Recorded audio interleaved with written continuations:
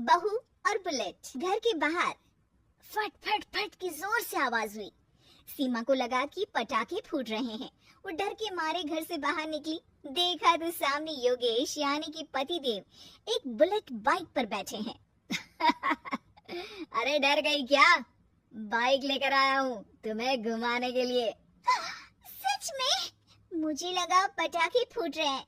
अरे पटाखे भी फूटेंगे और मिठाई भी बचेगी। माँ को तो बुलाओ। माँ भी बाहर आ जाती है।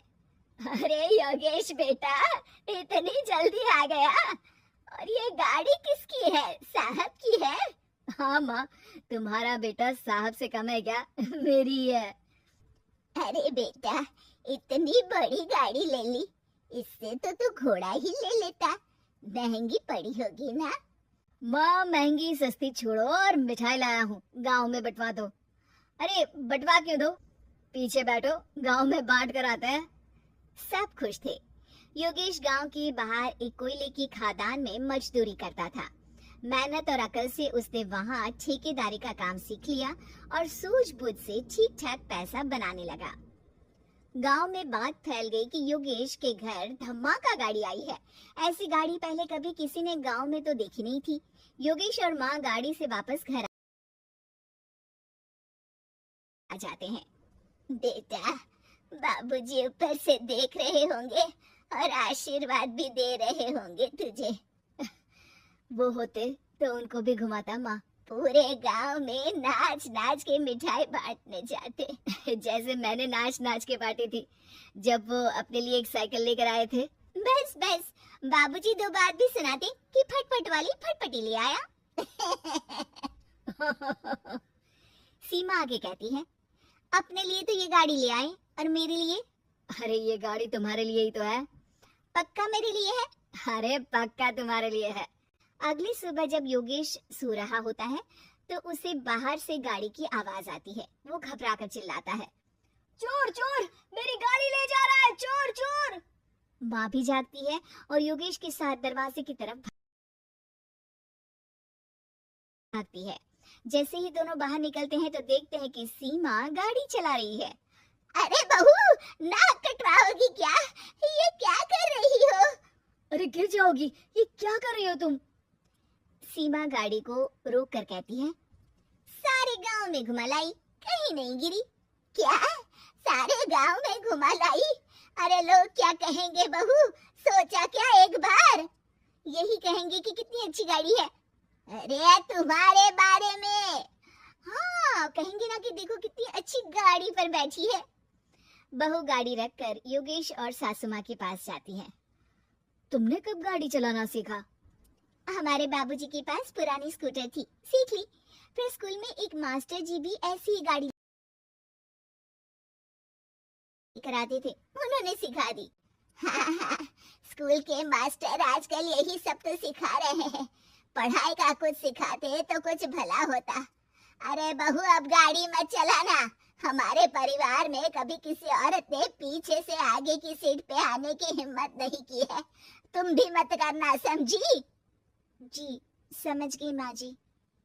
सीमा सास की बात सुनकर चुपचाप रसोई में जाकर उदास होकर खाना पकाने लगी है। सास सुबह सुबह मंदिर से पूजा करके लौट रही होती है।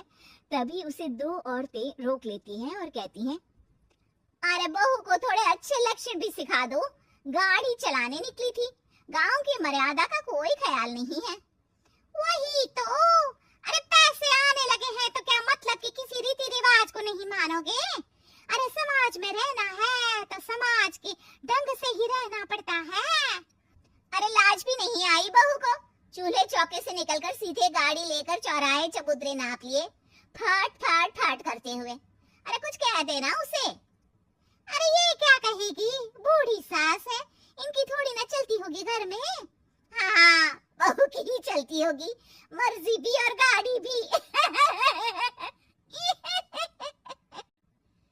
सास सब सुनकर घर आती है और बहू को चिल्ला के बुलाती है, अरे नाक कटवा दी सबके सामने गाड़ी चलाकर। औरत जात गाड़ी नहीं चलाती। शहरों में तो 4 पहियों वाली गाड़ी भी चलाती है और हेलीकॉप्टर, हवाई जहाज भी। शहर में थोड़ी ना रहती हो मैडम साहिबा। आज के बाद गाड़ी से ही नहीं, यूं भी निकलना बंद तुम्हारा घर से। माँ सही कह रही है, कहीं भी जाना हो तो मुझे बता देना, मैं लेके चलूंगा। आज माँ को तुम्हारे कारण कितनी बातें सुननी पड़ी। इतना कहते हुए योगेश वहां से चला जाता है। बारिश की वजह से कारखाने के रोड पर कीचड़ रहता है, इसीलिए योगेश गाड़ी घर रख कर जाता है और किसी से लिफ्ट लेकर कारखाने पहुंचता है ताकि नई गाड़ी गंदी ना हो। लेकिन शाम को इतनी तेज बारिश होती है कि उसे वापस आने का कोई साधन ही नहीं मिलता। बारिश बढ़ती जाती है, रात के 11 बज जाते हैं।